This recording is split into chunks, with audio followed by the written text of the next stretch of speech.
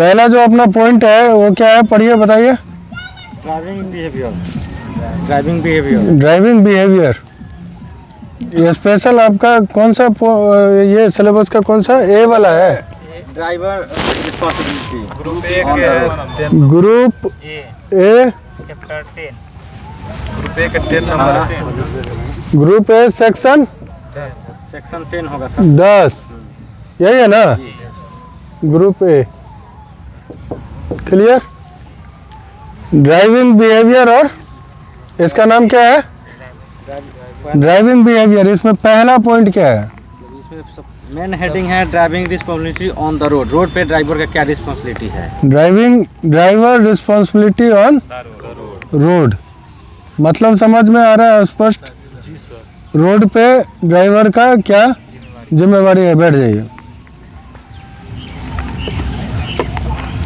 चीज़ों को समझिए। आप लोग सब लोग बाइक चलाने वाले तो हैं, तो बस यही है कि अब आप लोग 4 व्हीलर चलाएंगे, 4 व्हीलर चलाने का ट्रेनिंग ले रहे हैं या जो भी है, तो रहना तो है रोड पे ही। चाहे आप बाइक चला रहे हैं तब भी रोड का अनुभव तो है ही, उसको तो इग्नोर नहीं कर सकते हैं। तो ड्राइवर्स रिस्पॉन्सिबिलिटी ऑन रोड। आप अगर रोड पे हैं तो आपका सबसे पहला और सबसे बड़ा रिस्पॉन्सिबिलिटी क्या है?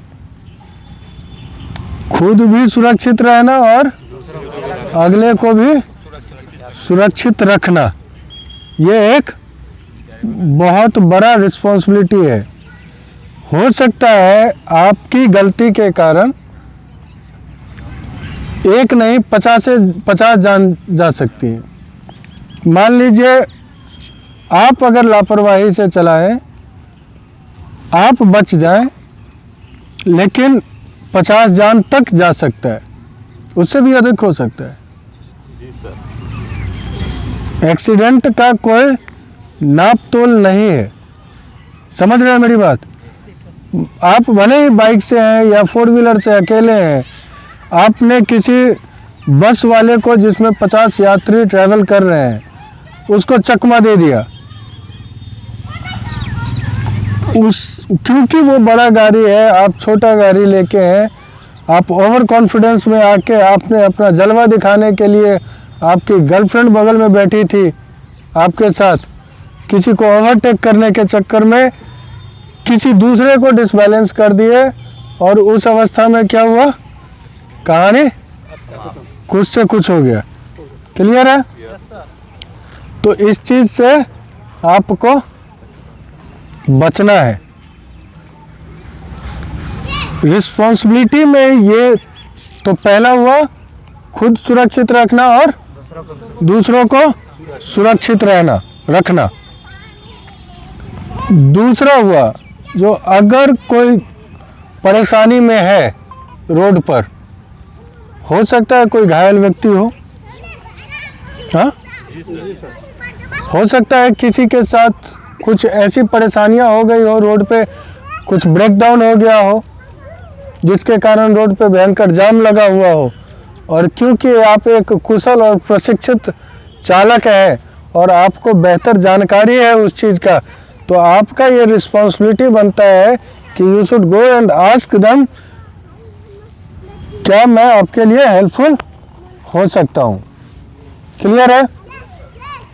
एक्सीडेंट अगर हो गया है तो उस स्थिति में आप अगले को कैसे हेल्प कर सकते हैं? फर्स्ट एड देके, तो उसके लिए आपको खुद फर्स्ट एड आना चाहिए पहले। हाँ जी सर, आना चाहिए। तो एक ड्राइवर के लिए ये महत्वपूर्ण है कि उसको फर्स्ट एड की जानकारी हो, उसको फर्स्ट एड का प्रॉपर ट्रेनिंग हो। क्वेश्चन यहाँ से क्रिएट हो सकता है, ठीक है? ड्राइवर को किन किन जानकारियाँ रहनी चाहिए, ये कंपलसरी चीज़ है। फर्स्ट एड का नॉलेज आपके गाड़ियों में देखते होंगे, फर्स्ट एड बॉक्स रहता है, हाँ, इवन बाइक में भी रहता है, छोटा सा पाउच में, हाँ, जी सर, नया जब निकलता है तो तब देता है पाउच। पहुँच देता है, बड़ी गाड़ियों में भी रहता है। दूसरा चीज़, आपको फायर एक्सटिंग्विशर, जो आग बुझाने वाला जो सिलेंडर रहता है, उसको ऑपरेट करने का नॉलेज रहना चाहिए। ड्राइवर एक बहुत ही जिम्मेदारी पूर्ण काम है, ये एक बहुत ही जिम्मेदारी वाला प्रोफेशन है। एक डॉक्टर जिम्मेदारी वाला प्रोफेशन है, मानते हैं? हाँ, है कि नहीं? लेकिन एक डॉक्टर से कहीं अधिक जिम्मेदारी वाला प्रोफेशन है ड्राइवर का।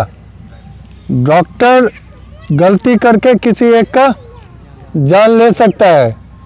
हाँ, ओटी में अगर डॉक्टर से एक्सीडेंट हो जाए, मिस्टेक हो जाए, कुछ इधर नींद आ रहा है क्या?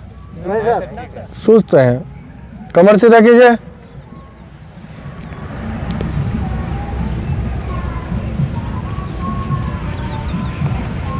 अगर डॉक्टर से ओटी में गलती हो जाए तो कितना आदमी का जान जाएगा? अगर ड्राइवर से रोड पे गलती हो जाए तो कितने आदमी का जान जाएगा? हाँ, कोई लिमिट नहीं है, ठीक है? हाँ, आपके साथ, आपके भरोसे देश के राष्ट्रपति बैठते हैं।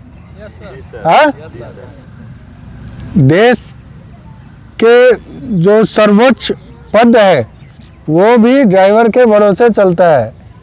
हाँ, तो कोई छोटा मोटा पद है क्या? हाँ, नहीं ना।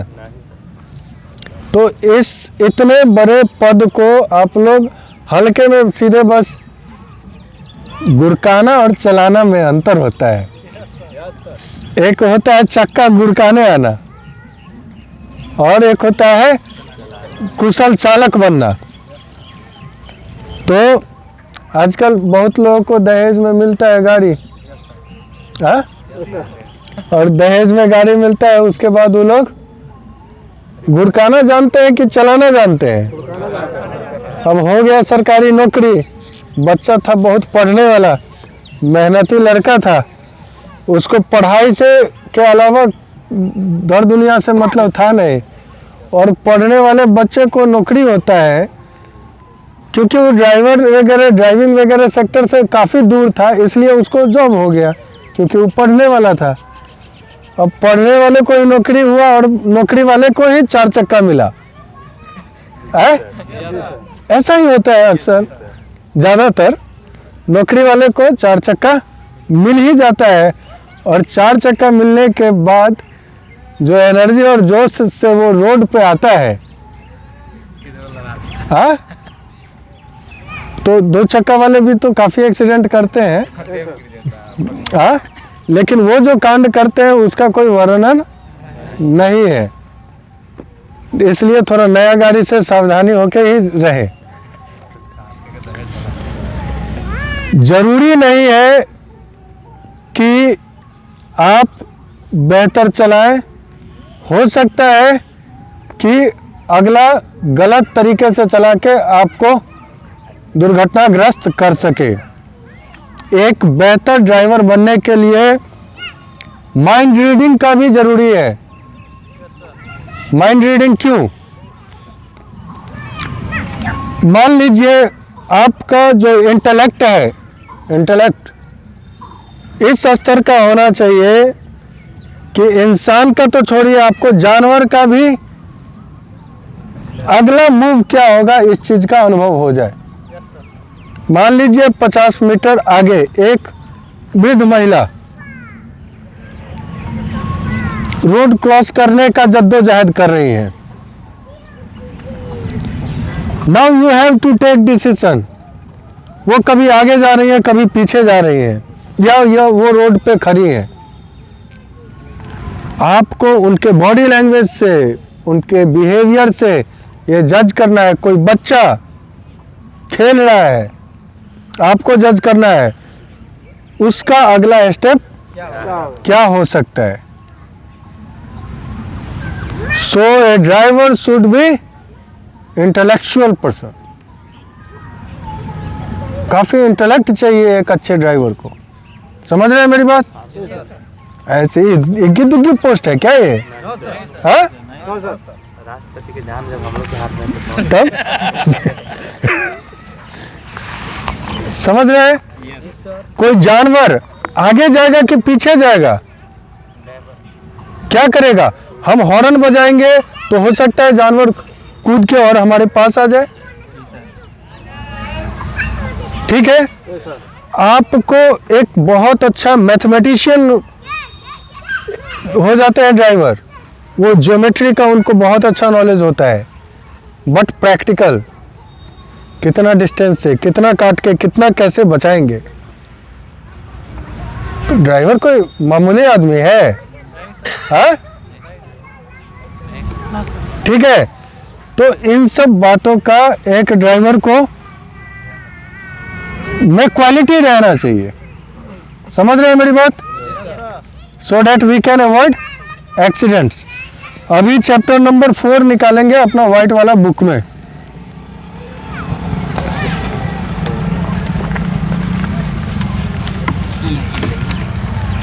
ये ऑफ कर दीजिए।